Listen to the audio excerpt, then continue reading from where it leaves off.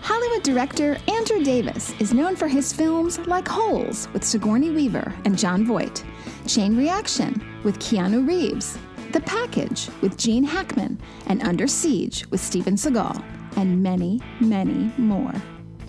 I'm Elizabeth Alfano, host of the TV show, web series, and podcast, The Celebrity Dinner Party. Andy sits down with me at Chicago's Third Coast Cafe to talk about working with greats like Harrison Ford and Tommy Lee Jones on his film The Fugitive, as well as his most personal film, Stony Island, which documents Chicago, the city in which he grew up. So sit tight. After a quick word about podcasts and a word from our sponsor, Adora Therapy, I'll be right back with Hollywood director Andrew Davis.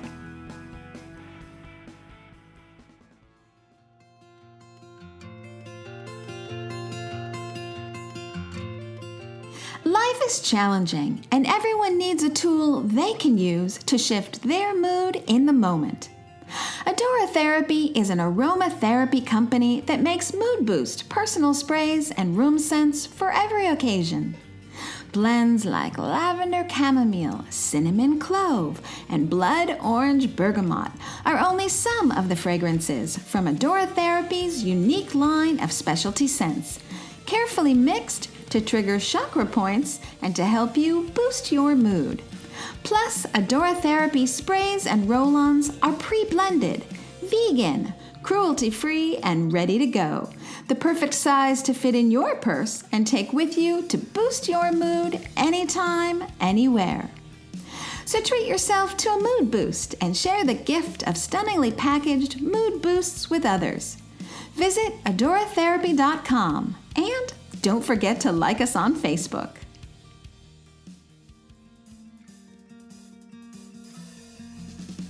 Don't forget to subscribe to this podcast, The Celebrity Dinner Party, with me, Elizabeth Alfano, on iTunes.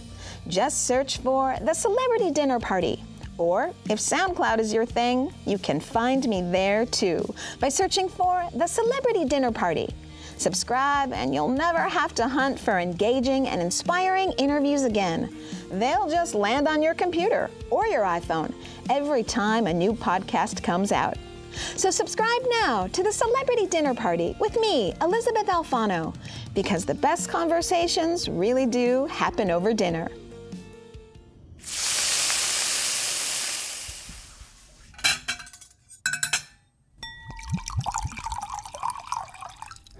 Andy, thank you for talking with me today. I got a wonderful scone out of this. I'm glad.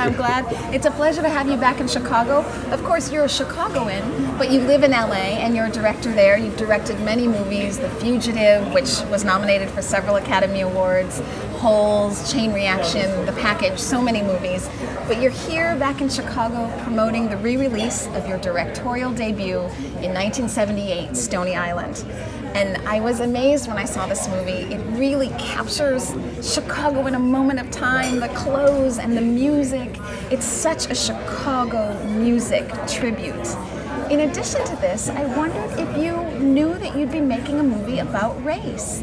Black and white flows together seamlessly in this movie in a way that they didn't really on the streets. And I wondered if that was something you considered. It was the main reason I made the movie. For race as well as music.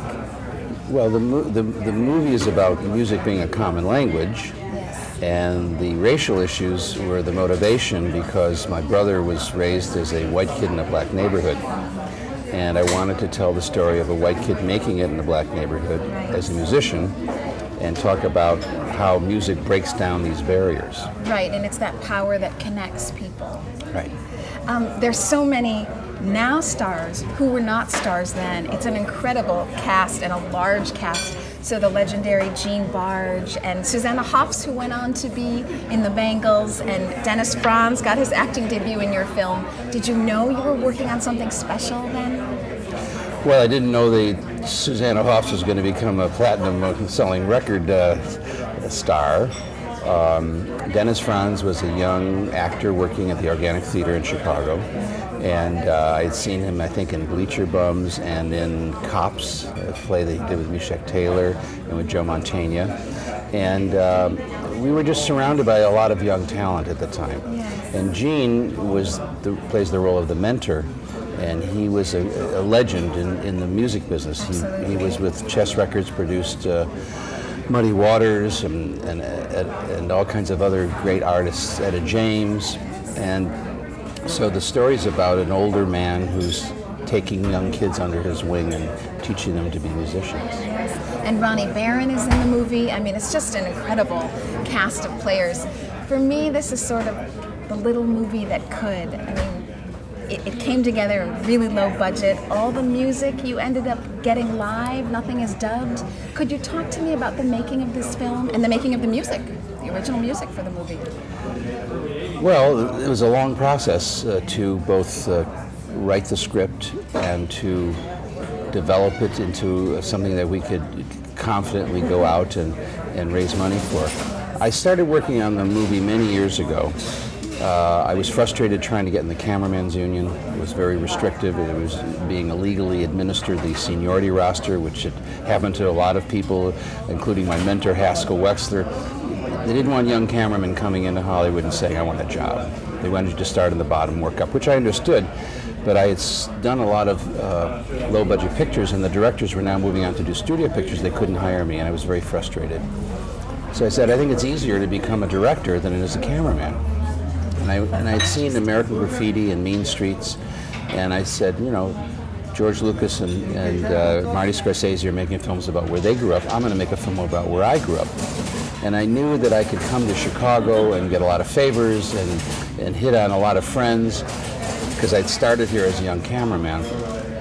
So I developed this idea, and I started shooting my brother, who was in high school at the time. He was at Metro High School on the downtown, at the School Without Walls. And he was a very interesting kid, because he was a kid who had grown up in a black neighborhood. The neighborhood changed. It went from 99% white to 99% black in 18 months. Wow. And my parents didn't move. They politically and morally felt it was wrong to flee just because black people were moving in the neighborhood. And so my brother was making it as a white kid in a black neighborhood. And I thought, this is interesting, because here's a kid who's got his own sense of soul. He was being accepted by these other kids, and his own charisma and character, and he was a handsome young boy. Yes, I said, I'm going to do a film about my brother. Well, he was in high school at the time, and it took us about 2 or 3 years to raise the money. I met a woman named Tamar Hoffs, who was working on a movie with me. I was a cameraman on a Tony Curtis movie called Lepke, and Tammy was one of the writers. And it turns out she was from Hyde Park.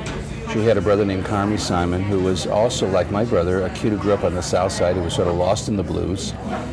And we had this common thing going on about our brothers. And I said, I want to make this movie. And she said, I want to be part of it. So we started working on the script together and developing it. And at the point we got the script done, we started going out and seeing how we could get this movie made. Well, I hadn't made a film before. I'd been a cameraman on a lot of action movies. Tammy was, just becoming a writer in the business. And we said, let's see if we can raise the money privately. We first started dealing with tax shelters. There were a lot of tax shelters coming out of Chicago in those days that later were funding studios. At Columbia Pictures, I think, had tax money out of Chicago. A couple of the accountants and attorneys who put those together later went to prison, so that fell apart. We did that. We were chasing tax deals, and then all of a sudden they weren't available. So we had to go and try to find people who would be willing to put money in. And we wound up selling shares for $6,000 each, and over the course of about a year and a half raised $300,000. And that's what you made this movie with, $300,000. And we had to learn how to be business people. We had to learn how to deal with securities issues.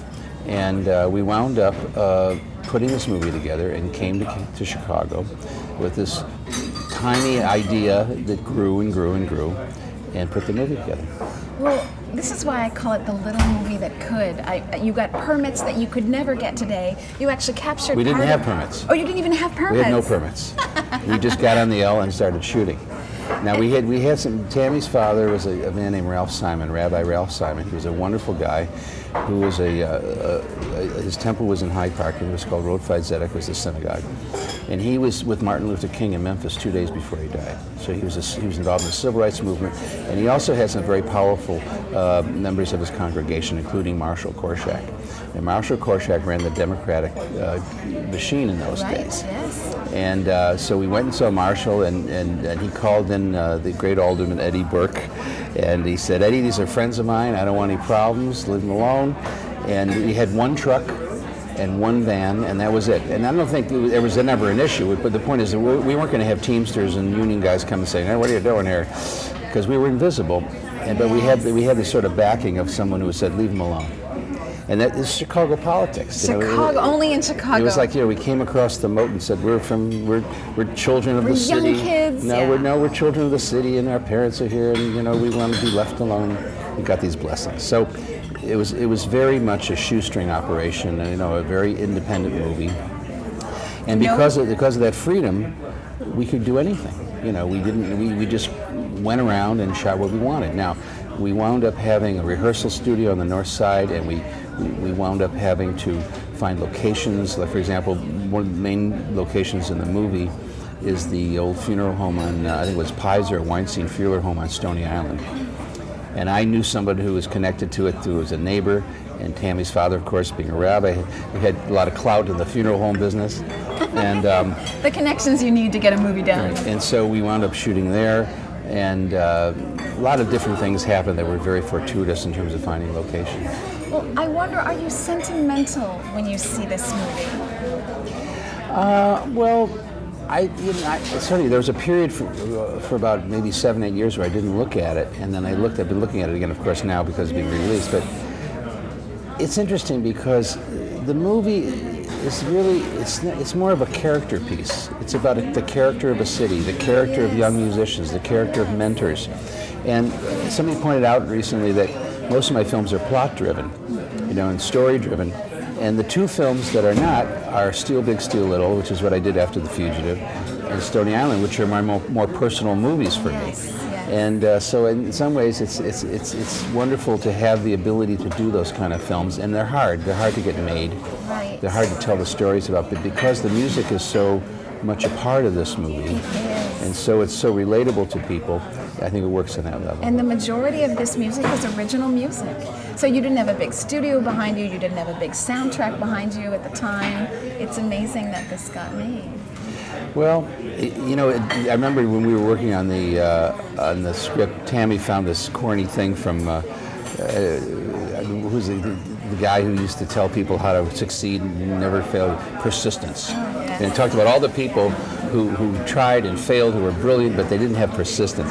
And so you have this? I get it. Not too talented, but I have a lot of persistence. Well, in an odd twist of fate, Stony Island was pulled from theaters because white theater owners didn't want to see black and white audiences sitting together. So distribution was cut short. But you had critical acclaim from the movie, and this was your calling card, your directorial debut, and you went on to make bigger features. What did you learn on this movie that you carried with you to your other movies? Well, for people who have seen The Fugitive and Above the Law and The Package and all those other movies that I made in Chicago, you'll see the basic palette of how I use the city. For example, there's a tremendous amount of work done on the L tracks and the L in this movie. Well, the end of The Fugitive has got Harrison Ford, on the L. And the Irish Parade. St. Patrick's Day Parade, which I wanted to shoot for Stony Island, and Richard J. Daley died, and so we wound up shooting his funeral instead. But there's a sense of neighborhoods and ethnicity, and a sense of the reality of the city that's sort of not with extras walking across the street and being told, or special cars being put in place. It's trying to it's trying to work invisibly in the city. Yes, you seem to work a lot on location, and I would think that would be sort of a logistical nightmare. But are these the benefits then? You feel it's more authentic? Well, yes, because you can see out the window and see something real, and I think it helps the actors. When an actor is sitting in a real apartment in a tough neighborhood, it has a different feeling to that person in terms of the reality of what they're doing than if they're on a sound stage. Right, it helps them more take mechanical. character. It's more of a mechanical environment. And there are pros and cons to the values of it. You have to have permits and trucks and stuff outside, but at the same time, I think it overall is the best way to go, especially now with equipment being lighter. Well, so now that Stony Island is being re-released and its previous distribution was cut short, what do you see for its future now? Well, what's wonderful about the internet, the positive side of the internet for filmmakers, is that this film can be available now for a long, long time without having to worry about people playing it in their movie theaters. If people want to download it or buy the DVD or see it, stream it somehow, Yes. they'll be able to do that. Yes. And they'll be able to have critical, the discussion about the movie and how it was made will be available to everybody who wants to see it. Yes. The downside is that it's hard to monetize that. It's hard to finance movies just off the internet. Yes, I know. So in some ways, it's like my child who never got to go to college gets to go to college now. Gets a new start, fresh start. Well, I'm wondering, what would you say to a young director now, since you've been directing for 35 years? I spoke at Columbia College the other day, and it was a bittersweet conversation. Because, when we made Stony Island, there were maybe 5 or 6 independent movies made in America. Yes. I think there's 7,000 submissions to Such a Sundance different this year. landscape. And the good part is anybody can get a camera, and literally with your iPhone you can make a movie.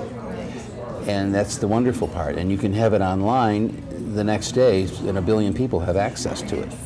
But getting the attention and letting people know about it is very difficult. Very true. The average studio is spending $30 to $40 million on a medium-sized movie to release it. And they don't even make medium-sized movies anymore. Right. They make movies under 10 million and over 100 million. So the good part is you can show what you can do, but trying to rise above and get a job in Hollywood is very hard. They're making 10 movies a year where they used to make 30, each studio.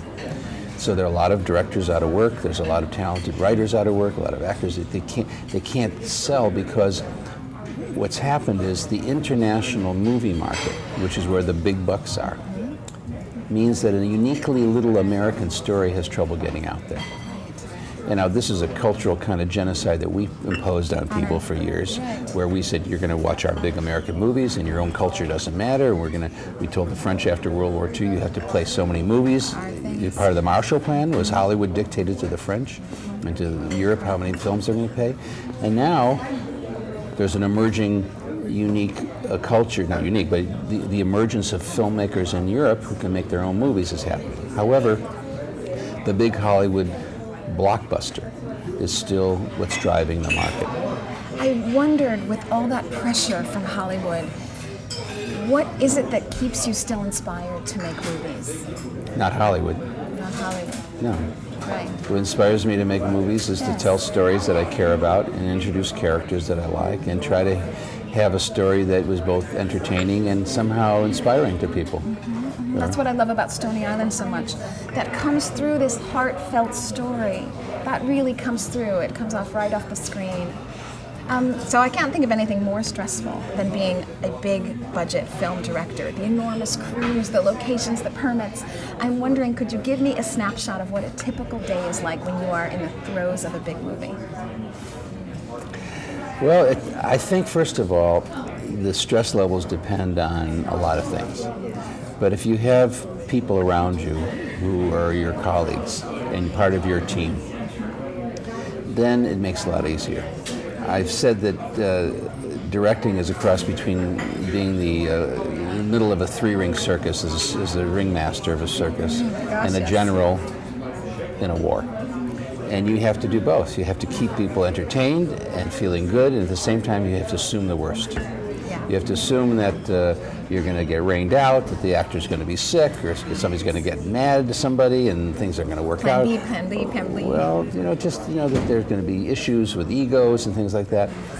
Luckily, I haven't had to deal with that very much. And Really? I think that my style, unlike a lot of my other colleagues who are very talented and successful, is to sort of let people be themselves and be supportive to the actors rather than critical of them. Some directors love to create tension and problems on the set because they think they get an edge out of people and they make them sort of be reactive. I, on the other hand, want to bring the actor into the process and say, okay, this is what I think it should be. What do you think? How can we work together? Because actors, they work with great directors, they work with great writers, they themselves are creative people, and they need an opportunity to bring to the table what it's like, you know, you're the coach on the sideline, but the quarterback's got to make the play. Right. And you want to support that person and tell them what you think the best play is going to be. Well, this is interesting because, of course, you have worked with some of the very best: Tommy Lee Jones, Harrison Ford, Jon Voight, Sigourney Weaver. But I've also seen you cast Michael James from the Heartland Cafe, artist Tony Fitzpatrick, your dad. So I wondered, how do you choose an actor? I'll tell my dad in the other category. My dad was a great actor before. Of course, as well. But anyway, as well. Yes, absolutely right.